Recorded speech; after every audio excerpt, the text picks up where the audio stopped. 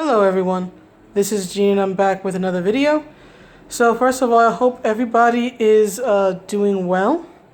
And I've noticed that my subscriber count has increased recently. I'm at about, 250? And about a week or two ago, I crested 200 because of that turning Japanese video. In particular, the wonderful recommendations that the shout-outs is probably a better term, that I received from Nerdette's Newsstand and from M&J, the Tanner twins. So again, thank you to those two for shouting out my video and sharing it. It generated a lot of traffic and attention. So again, thank you both, or rather I say all three of you, because there's three of them technically, so much. And to everybody who's been here for a long time, like Loki-san and Sturgid, and for those who are newer. And also to Miss Raina, yes, I did pet RJ. I let him know it's from you. His response is, meow. And to Hinata-chan, I apologize for having to cut the stream short, given that there's my ill family member came home earlier this year, so they have an aide, and the apartment is not my own as it once was a few months back, so sometimes random stuff happens and I have to stop the stream early. But hopefully next time, I'm still learning how to stream, right? So I'm still getting used to it as a format. One of these days I'll actually figure it out and actually, do it properly and send out notices. But until then, if I happen to stream and you happen to catch me and you're available, come on in and say hi. That goes out to everyone. So there's all that. And then again, as always, I hope everyone is doing well. I know that for many, it's a hectic and uncertain time and situation. So whatever it is that you're going through, I hope that you get through it, and you get through it better off than how you started, and that you get to the other side, right? As the saying goes, what doesn't kill you makes you stronger. So hopefully this situation, as uncertain as it is, can make us all stronger. So with all of that said, let me get to the video. So Princess Kitana, Jill Valentine, Tifa Lockhart, and many, many, many others. Lara Croft, for example. What do they all have in common? What do these female characters from different companies, different countries of origin, right, different video games, what do they all have in common? They are all female characters who have been toned down in appearance in recent years, right? First, it was, at least one of the first ones, was Lara when they did the Tomb Raider reboot, right? Then of course there was the whole debate. I would call it personally a debacle of Mortal Kombat 11 toning down the designs for its female characters, and some of them, like Princess Kitana, got entire redesign, facelift, a new costume that was perhaps outside of color, nothing like anything that or rather I should say any other design she had previously. So, and then of course most recently has been Tifa, and has been Jill Valentine getting a very different look as her main costume for the Resident Evil 3 remake, right? The t-shirt, pants, sort of like urban soldier or prepper look, as opposed to life in New York City. But anyway, as opposed to her classic Resident Evil 3 look, which had the mini skirt and the tube top. And even that outfit, which was supposed to be a DLC, it was quickly found out that the mini skirt is more of a skirt, right? And this was supposedly done to prevent any panty shots or upskirt situations. So the question is, why? Why were these changes made, even in the face of pretty vocal opposition, right? And if you were to ask the various designers why they did this, right? Many of them, in particular Steve Baran have argued that they made these changes because they were trying to update these classic franchises, these classic video games, and that they were trying to be more respectful toward women, toward their female designs, and in particular with Baran, he argued that when it came to the outfits in Mortal Kombat, that women don't fight in bikinis, right? That was one of his arguments and his justifications for this change, right? And I believe that the designer behind Resident Evil 3, I think one of the, at least to my recollection, one of the explanations he gave was that having Jill in the urban soldier outfit, right, made her look more practical, right, gave off a different vibe, right, one where she doesn't come across as unprepared. But the result of these changes to these female characters is that it has toned down their visual aggression, right? In particular, their distinctly feminine visual aggression, I should say. Distinctly feminine look. And of course, to many gamers, myself included, these female characters were, sexy, right? Now, to me personally, there is a difference, and I made a video about this. There's a difference between sexy and sexual, right? To make a long video short, sexy is when a character is simply visually appealing and, well, not even just, I should amend that. It's not just visually appealing, because sex appeal, right? Whether it be in a fictional being or whether it be in real people, is a multifaceted thing. And it's very subjective in nature. Someone can be attractive, right? They can have an attractive look, but you may not be sexually attracted to them. Someone may not be as attractive looking, but there's something about them. Maybe it's their personality. Maybe it's their intelligence. There's other factors that make them sexually appealing to you. So it's actually, sex appeal is very subjective and a very multifaceted thing, right? It can encompass everything from a person's personality traits, their interests, their looks, their voice, whatever it is, right? But for the purposes of the video and what we're talking about, which is usually character designs, it usually is a design, right? The quote-unquote hot chick or sexy girl design tends to be a female character who is very feminine, right? Long hair, big chest, fit, curvaceous body, usually wears clothing that is form-fitting, if not at times skin tight, right? Looks like a grown woman, basically, right? But there's a difference between sexy, in my opinion, or visually appealing, which can also be sexually appealing, and then sexual, right? A sexual character, in my opinion, is one where the design is sexual and very, not just visually aggressive, but sexually aggressive in nature. A classic example is Ivy Valentine from the Soul Calibur games.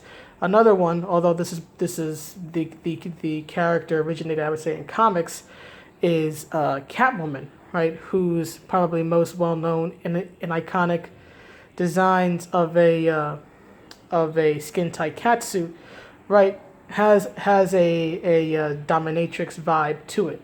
Another character I would say who has a similar dominatrix vibe to her look is probably Trish from the Devil May Cry series, right?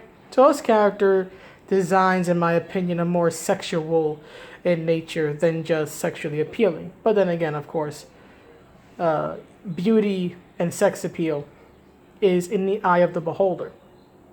So it's just one woman's opinion. However, the reason why I bring this up is because of the arguments, whether it's coming from the art designer themselves or from people who are pro changing these designs, right? And even though I'm talking about video games, it also happens in other works such as She-Ra and the Princesses of Power, which is a cartoon, right?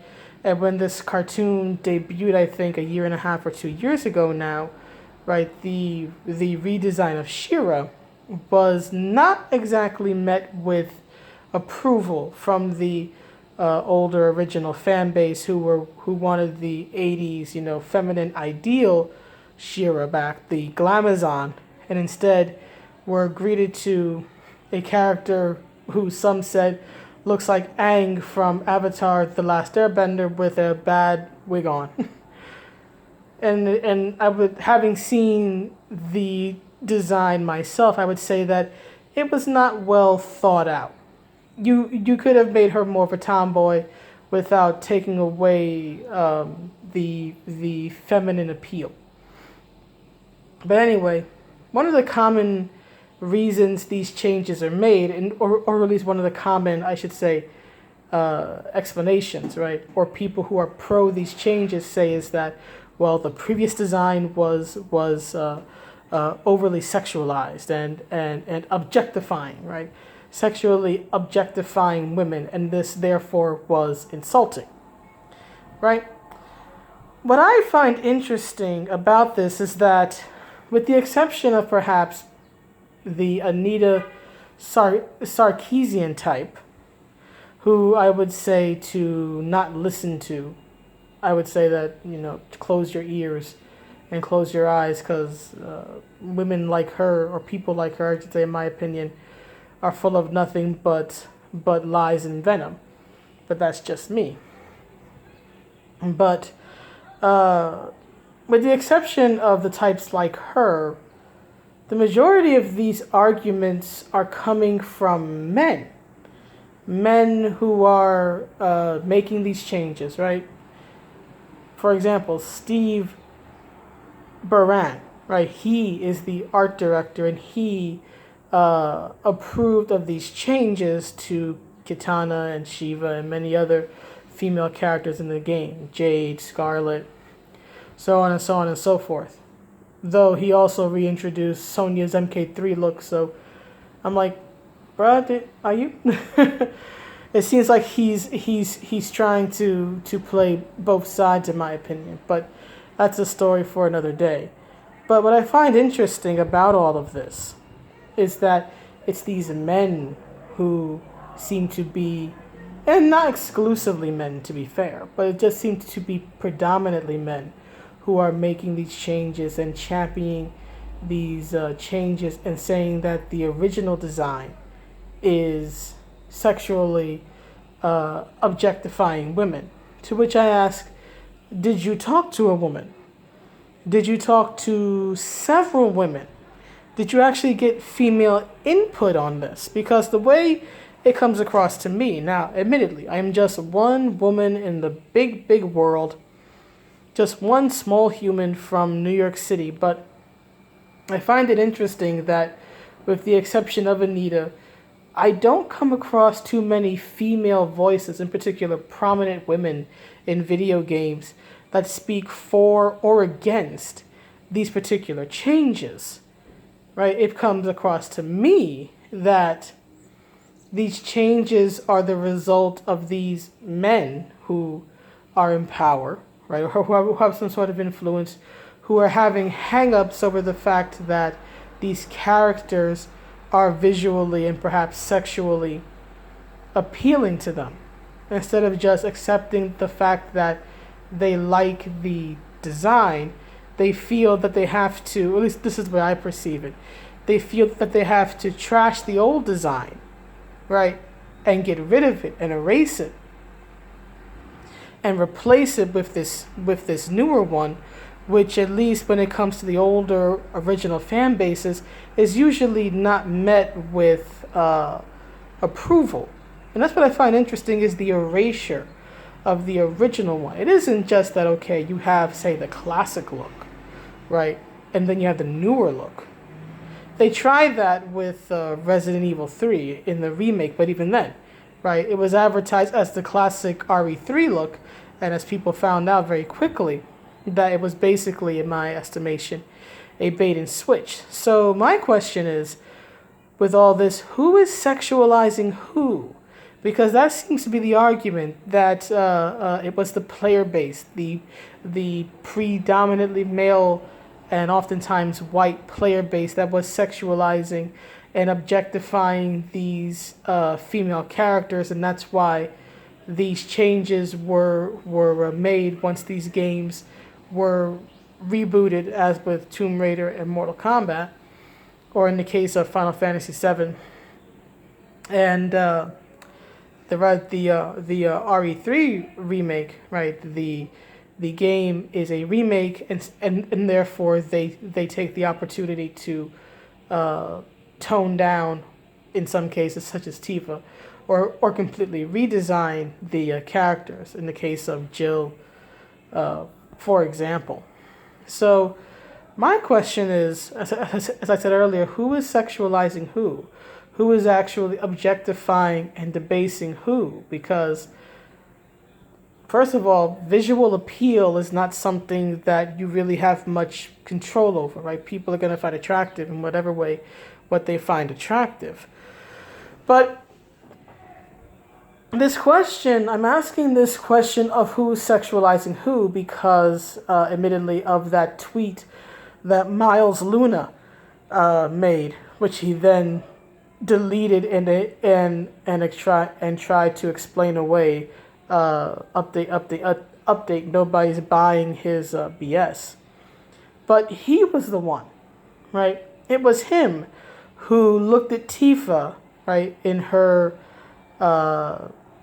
in her what is it, like a sports bra, and over the sports bra is a tank top, and her mini skirt, and her pseudo fishnets and whatever it is. He's the one who looked at her and immediately equated her with a prostitute, even though in Japan a prostitute, especially one who's maybe more traditional looking, would look quite different and actually be quite covered. If you know anything about the oiran, in Japan, it's the American or Western equivalent would be like the high class call girl, right, or the high class escort, right? But they would typically wear these, at least from a Western perspective, they would dress modestly, right? The difference was that for a regular kimono, the obi, which is the belt, is tied in the back, right?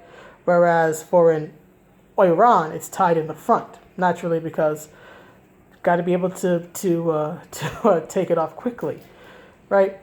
But if you've ever seen in a oiran, right, they're usually quite made up and wearing, again, from a Western perspective, a lot of clothing, right? Those kimonos are quite modest, especially from a Westerner's viewpoint, right? If you're trying to think of what it looks like, think of, say, if you're familiar with it, Rurouni Kenshin. If you remember Shishio and you remember his like girlfriend or his lover Yumi, she was a oiran, right? Or if you look at, say, Setsuka in Soul Calibur 3, while she is not a oiran, I want to make that clear. Her visual design, in particular the kimono, is based off of that image, which of course is uniquely and distinctly Japanese. But that's generally speaking what, at least in Japanese media, it seems to be depicted as, right? So it's not necessarily the skin tight, skin bearing stereotype that we perhaps have here in the West of what a prostitute looks like. But again, getting back to the point, this guy looked at Tifa and he sexualized her. He immediately associated her with prostitution. This sexualization, right, or this association of a sexual profession was not made in the game. Tifa is not sexualized. in Final Fantasy VII. She's not made to be a prostitute in the game. The closest thing is when she sneaks into the Honeybee Inn, but even then, that's because she wants to get information out of Don Corneo. That's not because, of course, city noises. That's not because she herself wants to become a prostitute or wants to be seen as such. She's doing it purely for the mission. Same way when in the Honeybee Inn, Cloud cross-dresses. He doesn't do it as a means of self-expression or out of comfort. He does it because it's a practical means for him to get in there and to rescue her. But as people mentioned in the video that I did about Miles Luna's tweet, right? They mentioned how, Tifa has this personality where her personality is actually a contrast to her look, given that she's very shy, right, and has this more sweet motherly tone to her, whereas it's Aerith, right, who looks more modest and looks, very sweet and pure and virginal and all this other stuff, and the princess who has to be rescued. But she's actually the like more brash one, right? She's the I guess we say flirtier one, right? She has this more, I guess, outgoing personality than one would assume if you look at her, right? But that was the interesting one of the interesting points of Final Fantasy VII was that nobody is what they seem, right? You don't look at Barrett and think that he's a loving, doting father of a child that isn't even his biologically, and yet he is, right? That's one of the signs of good storytelling, right? Where you can take ideas and actually subvert them and spin them on their heads. But anyway, I find it interesting that this sexualization, more often than not, tends to come from the very people who are arguing for these toned down versions. These people more often than not claim that it's the player base or it's the fan base that has sexualized and objectified a character. But then they're the ones who go and make tweets or they write articles about how disturbed they are that Jill Valentine gets tossed around violently and gets bugs stuffed down her throat. And as I said in the video where I covered that, it's like, buddy, I think you're the one sexualizing this, associating that with a certain sex act that can be performed on a man. So I just find it interesting, right, that it's typically the person arguing against the supposed sexualization of these characters who's actually sexualizing them, right? But of course, hypocrisy is nothing new to the human condition, right? What's the old saying, right? Accuse the enemy of what you yourself are doing. But anyway, I just wanted to share those thoughts. Please let me know what you think, and I will see you all around. I hope you have a good day or a good night. Be happy, be healthy, be safe. If you're not, I hope you will be. Wash your hands, and see you around. Bye.